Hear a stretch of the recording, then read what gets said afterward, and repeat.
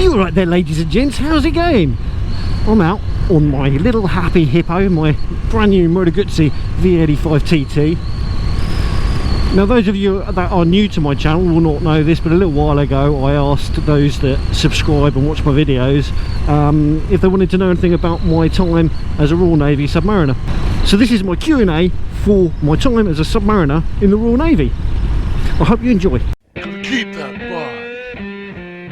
Rubber side down. The Gorilla Biker. Definitely interested for you to go through life on a sub. No real questions, it'd just be cool to hear about it. I wouldn't like it, I don't think. Laughing smiley. Cheers, Gorilla Biker.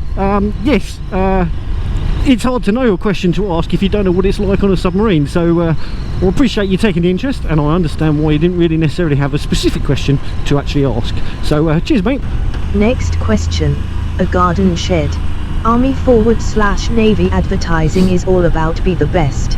So my question is, did it improve aspects or characteristics of yourself, and if so, what and how? Cheers, Freddie. That is a really good question, and I think it's probably the hardest to answer and the easiest to answer.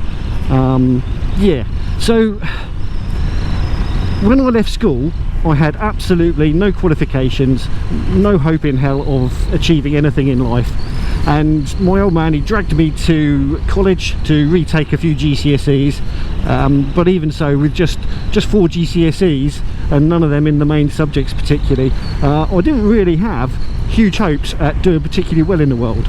So after flitting through a few sort of menial jobs of not very much skill level, I eventually just thought, yes, I'm going to join the Navy and see what it's all about, because, well, what else was I going to do? I had nothing else. And now I'm an engineer. So yes, it massively improved my ability in the world of contributing to it, and it massively improved me as a person.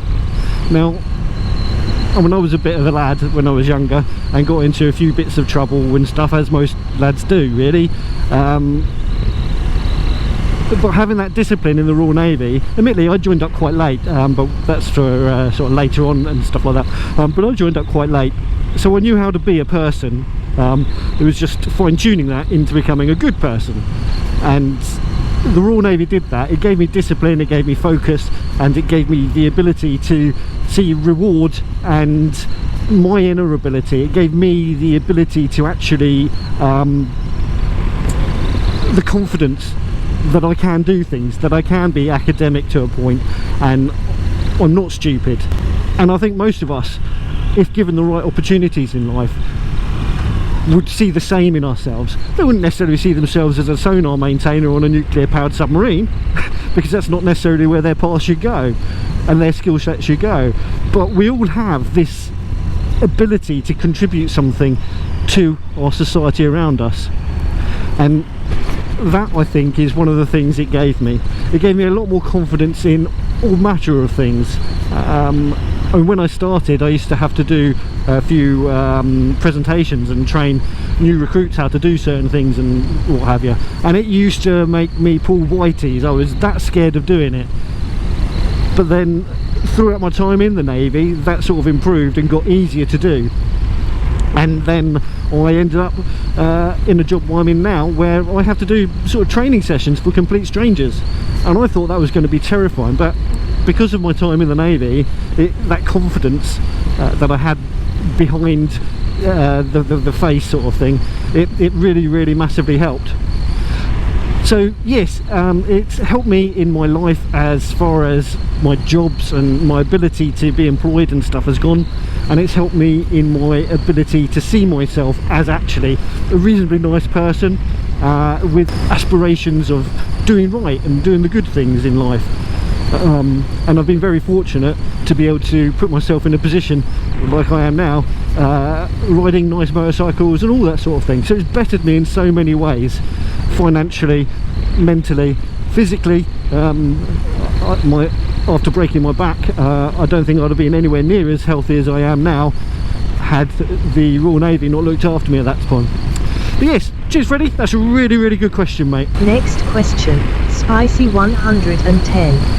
Okay, I have 3, but the answer should be shortish. 1. What are some slang names for items or job roles on board? Cheers Spicy, awesome to get a couple of questions from you, or 3 questions from you.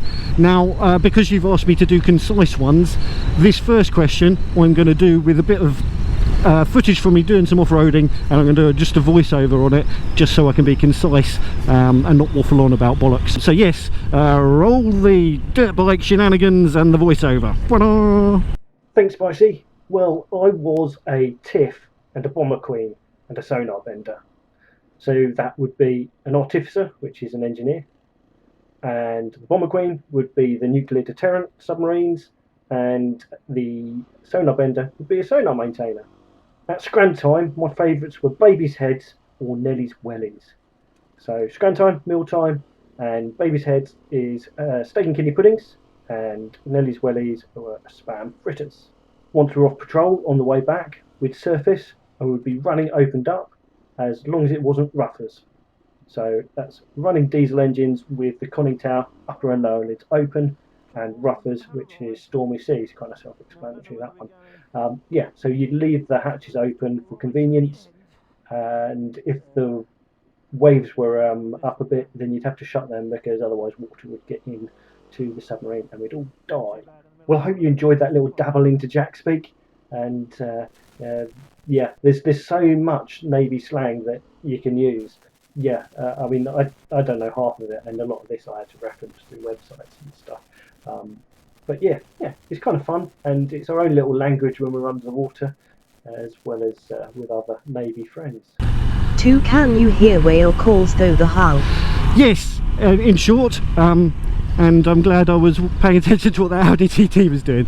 Yes, you can hear animals through the hull, you can hear whales, you can hear all sorts of things clicking around and stuff like that. Yes, in short, yes. 3. Have you even been on board when the sub hit something?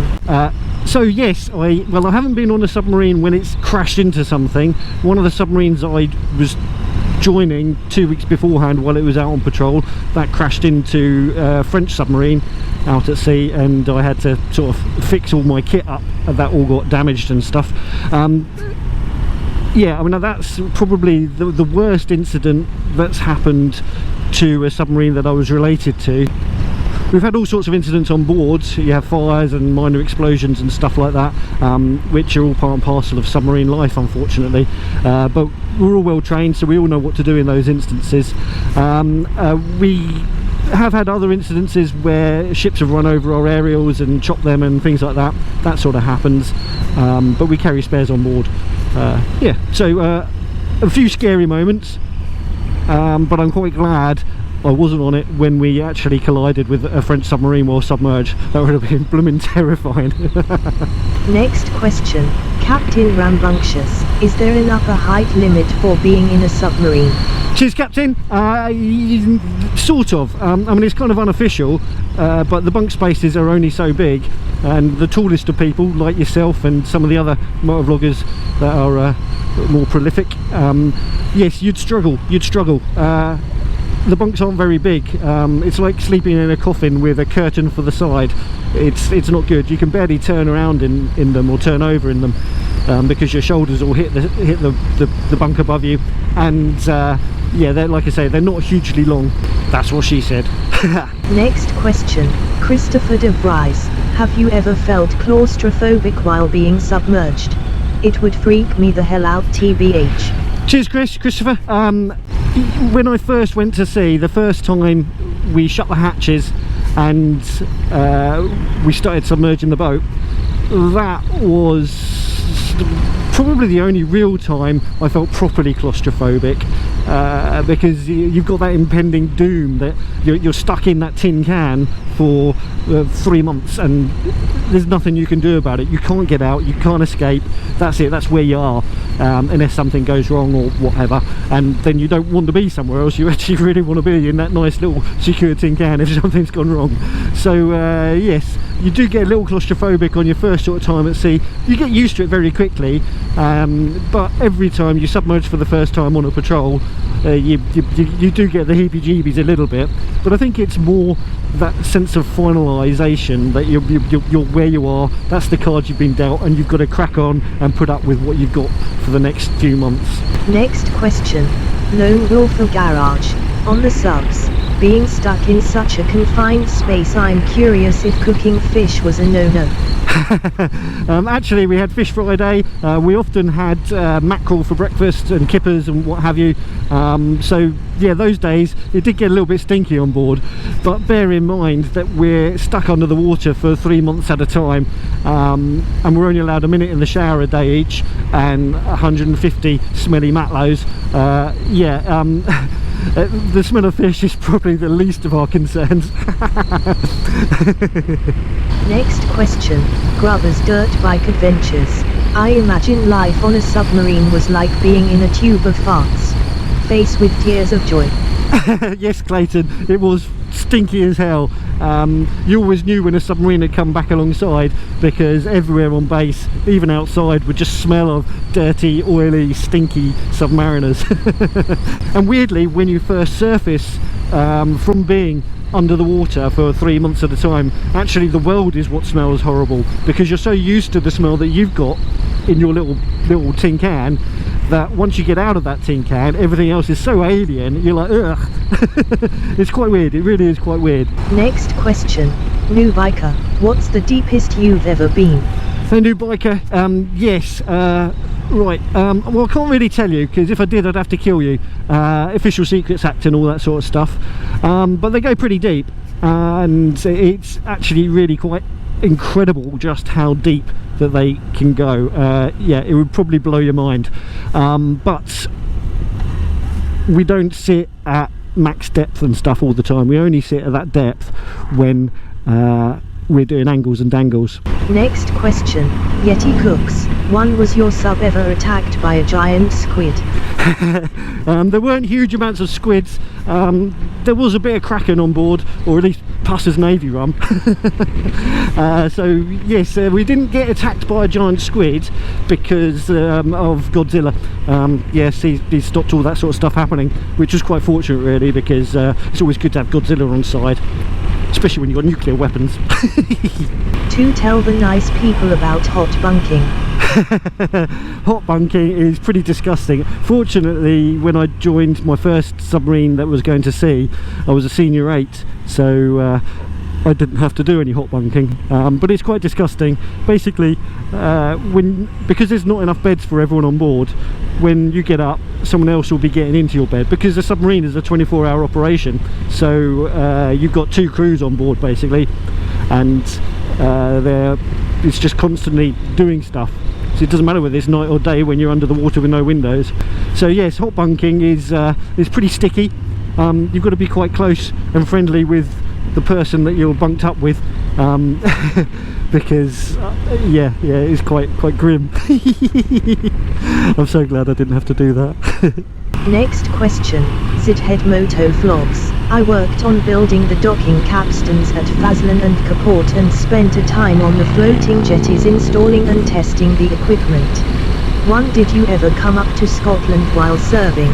Cheers Zhead, awesome your support of this channel, mate, thank you very much.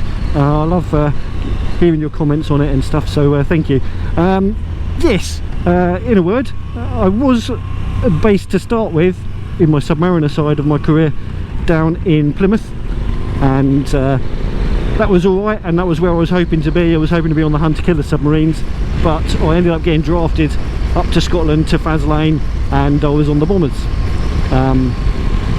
which, yeah, I mean, it was alright. Beautiful place in the world to ride motorcycles, that's for sure. Cheers for the question, mate. 2 was part of the Submariner's training how to stealth flank. Winking face, thumbs up sign, fisted hand sign. We didn't hide it, mate. When you've got 9 people in a bunk space which is doubled up around a nuclear missile.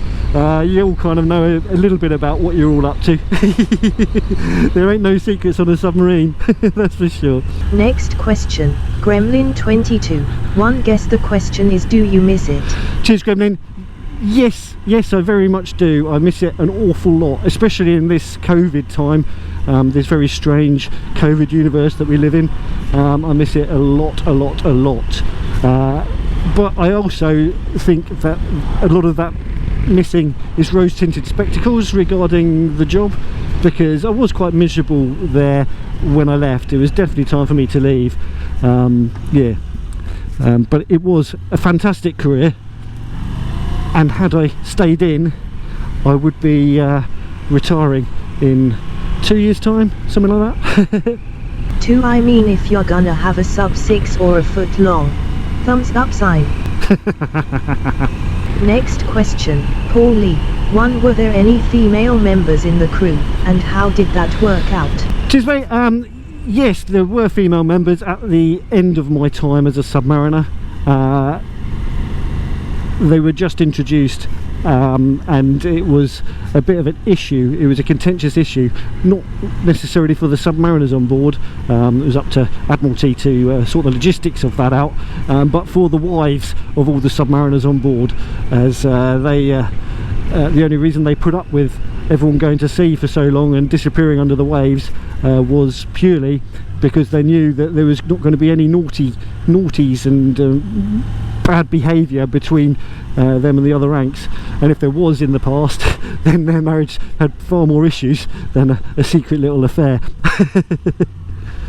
So yes, there was females on board towards the end of my time. Never had any on my submarine. It was just one single officer on the submarines, and now the new submarines that are coming out, they're purpose built to take both male and females, and got male and female accommodation, including toilets and all that sort of stuff. 2. Why did you leave, and do you ever regret it? I left mainly because I missed home. When I was at sea, I didn't really have a problem. It was just being stuck up in Scotland, so far from home. It's 500 miles from me, and although it's a beautiful part of the world, it very much is a beautiful part of the world, it got to the end of my time, and I mean, I did 12 years, so that was enough. Next question, Monkey Butt. Here is my submariner in the Royal Navy question. What was the scariest moment / situation on a sub? Like a no kidding oh shit moment. Cheers, Monkey Butt. Submarines are inherently dangerous places. They're surrounded by water and filled with things that want to catch fire and explode and stuff like that. So yes, there was a few hairy edged moments. The scariest one I can think of at the moment was when we were going along at our safe depth, which is a predetermined depth that we would go along at, which would mean that we should avoid the hulls of any of the surface vessels and stuff like that. And due to protocols and things like that, we steer well clear of anything under the water or on top of the water, just to avoid any collisions and issues and danger and all that sort of stuff. But one of my watch keeping positions was on the helm of the submarine, so I used to steer it and control its depth, and a big tanker or container ship came along in our blind arcs, and we didn't pick it up on sonar until it was too close, and by that point it was right over the top of us. And these things have got a huge draft. They really do have a huge draft, and you could feel the vibrations and hear the throb of its propeller as it went over the top of us. Yeah, I mean, I was sitting in my chair on the helm, and the chair was bouncing up and down, vibrating and stuff like that. I mean, I was proper bricking it, because obviously if I went off depth, we could have hit the bottom, hit the hull of that ship, and yeah, then the world of pain would be very bad, and it could have been my fault. So yeah, that was pretty scary, and yeah, I didn't want to repeat that one in a hurry particularly. Next question, Bandit Manak. 1. I would be really interested in hearing about life on the sub. In particular, I'm interested in how long a period you would spend actually submerged and how you coped not getting sunlight. Cheers, Richard. Right, so yeah, generally speaking, we'd go away for around 4 months, but we'd come back after the first month for a week of repairs, and then go back out again, and then we'd be out on our secret stealthy patrol. So yeah, we do like a 3-week sort of work-up period where we're just reminding ourselves on what to do in emergency situations and stuff like that, and then we'd do a 3-month patrol, or thereabouts, roughly 3 months, all depending on what goes on with any of the other submarines. How do you cope with it? You've got no choice, so you just have to get on with it. It's what you get paid to do, and yeah, it's not for everyone, and some people do kind of not go full on wibble necessarily, but they do decide quite quickly it isn't for them, and either get transferred to general service or leave, or what have you. But yeah, we watch a lot of telly or DVDs and that sort of stuff, PlayStation and computer games and things. So yeah, there's stuff to keep our minds occupied while we are at sea. 2. Did you stay on Greenwich UK time or move with the time zones wherever you were? What we'd do is, when we were surfaced, on our way back in and on our way out, we'd be on regular GMT, and then once we submerged, we'd go on to Zulu time, which is UTC or something like that, and we'd stay on that for the whole period while we're undersea. Next question. The Man Cave Workshop. 1. So as a submariner, how long was you under at a time? Weeks MTHS. So we would be underwater for roughly 3 months, and we wouldn't surface for that whole time. So yeah, the doom very much sets in when the top hatch shuts and you submerge the boat, and it's a long time, and by the end of that trip you are very, very much counting down the days, minutes, hours and seconds until that hatch opens up again and you can get some fresh air, and eventually get to a point where you can call your loved ones and get off the boat and go and see everyone and have a beer or two and all that sort of stuff. So yes, 3 months is quite a while to be submerged, for sure. 2. If a member of staff caught a cold, did all get it? Yeah, pretty much. We would definitely all get the same lurgies and bugs and stuff like that if we went to sea with someone who was ill. And you generally always do go to sea with someone who is ill, just because colds and stuff, especially with Scotland being a place with very much inclement weather 90% of the year. So yes, once one person got things, it would gradually get around the whole submarine.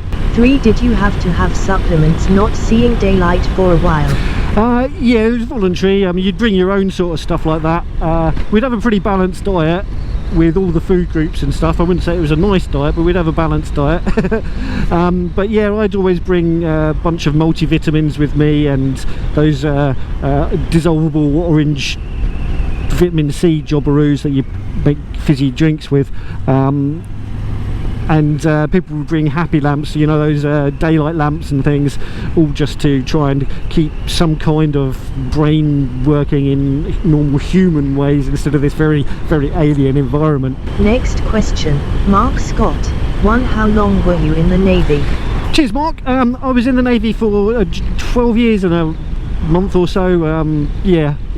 I mean, I signed up to do 22 years, but 12 was enough. In fact, actually 11 was enough, but I had to do 12 months notice, so yeah, I'd had enough at the 11-year point, if not slightly before then. But yeah, 12 years all in, mate. 2. How long could you spend out at sea at a given time? Now, how long we could spend out at sea is different from how long we did spend out at sea. I've kind of covered how long we were out at sea, generally speaking, although that could be extended if there was an issue with the submarine that was coming out to relieve us, because there's a constant nuclear deterrent out at sea on patrol, 24 hours a day, 7 days a week, 365 days a year. So if there's a problem with our relief, then we stay out until they come back. But technically speaking, we could, if we could have enough food and stuff on board, we could stay underwater indefinitely. But men go mad. They need to get off that submarine and have some form of normality in their life. You would go absolutely bonkers if you were stuck on a submarine for much longer than we do. I think the 3-month patrol thing is just about as much as you can bear. Whenever we got extended, you could see the despair in people's faces. They'd go introverted and stuff like that. It's mainly because you were expecting an end date, so when that changes, that makes you feel worse about the situation. But I guess if we knew we were going for 6 months, then maybe we'd be able to cope with that. But I think it would start getting very unhealthy mentally at that sort of time. And also, I mean, by the end of our 3-month patrol, we're already running out of certain foods, and other foods have sort of definitely seen better days, like the potatoes, onions and all that sort of thing. They're pretty much mash already, you know. And the eggs, they go black. So yeah, food is the main issue, and mental health. 3. What did you do for entertainment in your downtime? Other than watch an awful lot of porn, we'd watch movies, we'd have film nights in the mess, we'd play uckers, which is sort of like a kind of, it's just a really weird game, and I'm sure everyone made the rules up every time you played it and come up with weird rules. I never won a single game of uckers in my whole time in the Royal Navy. What else did we do? PlayStation, computer games, all that sort of stuff, card games, sleeping. We'd also do a lot of gym work, and that we had exercise equipment on board. I mean, although I'm a bit of a chubber now, that's mainly because of an injury. I can't run anymore, and that was the exercise I most enjoyed when I was younger, prior to that exercise. But yeah, I mean, I'd run probably around 10k a day on a running machine, and do weights and punch bags and stuff like that, just to kind of keep the stress levels down. Yeah, it wasn't all about physical fitness doing exercise, it's just keeping your brain sane, really. Yeah, so you just try and keep yourself as stimulated as you can. 4. Do you still get free rum? If so, do you like rum? Yeah, the tot of rum, that finished years and years and years ago, before I even went to sea. I can't remember when it actually finished officially. On special occasions they give you a tot of rum. Every submariner has got to do a BSQ, a basic submarine qualification, and become a skilled member of the team. You can't have any freeloaders on board. So when you pass your submariner qualifications, Jesus, idiots. When you pass your submariner qualifications, you get issued a tot of rum by a VIP when you are on your way back in, and they put your dolphins in that tot of rum. So you've got to neck the tot of rum and catch the dolphins, which are like a little badge that you show on your uniform all the time, between your teeth. Now, I didn't used to like rum. I like it now, but I didn't at the time, and that rum hit the back of my throat. I hadn't drunk a spirit while on board. I hadn't drunk anything while I was on board, because at that point I didn't really drink much at sea, which is another story. And yeah, it hit the back of my throat. I choked on the dolphins, which the brass badge. All that rum and the dolphins went straight over the shirt, the white shirt of the VIP who issued them to me. So that wasn't my best moment in time. But yes, rum is still in the Navy. It's still part of the traditions, but it's more of a ceremonial type thing, like for issuing like dolphins and stuff like that. That's it. That's all the questions. That's all the questions. This has been absolutely fantastic. Now, where am I going? So yes, that's the end of the questions. Thank you so much for everyone that submitted one, and for those of you that missed it, I hope you enjoyed me answering other people's questions, and I hope it was interesting for you all. Right, well, I might have got shot of the M25, but now I've got the M23 to do, and I'm going to just sort of head home. So yes, if you haven't done so already and you found this interesting and some of the other videos on my channel you might find interesting, do click that subscribe button. It would be awesome to have you come back and check them out, and my future videos too. If you like this video, if you like submarines, if you like the Moto Guzzi, if you like a good biscuit, yes, click that like button. And if you didn't, and you just want us to dive, you can always do a little thumbs down. That's all cool in the school, absolutely no problem at all. Anyway, right, I don't know whether it still is. I think it's 50-mile-an-hour average on this road, but I haven't seen a sign for that yet, and no one else is doing 50 mile an hour, so I think we're okay. But if it does, I'm very much going to be sticking my cruise control on and having a nice, relaxed, if boring, journey home. Anyway, thanks for joining me. So you ride safe, take care, and I shall catch you all in the next one. Bye for now. Keep that bar rubber side down. You know, you gotta keep that bar rubber side down.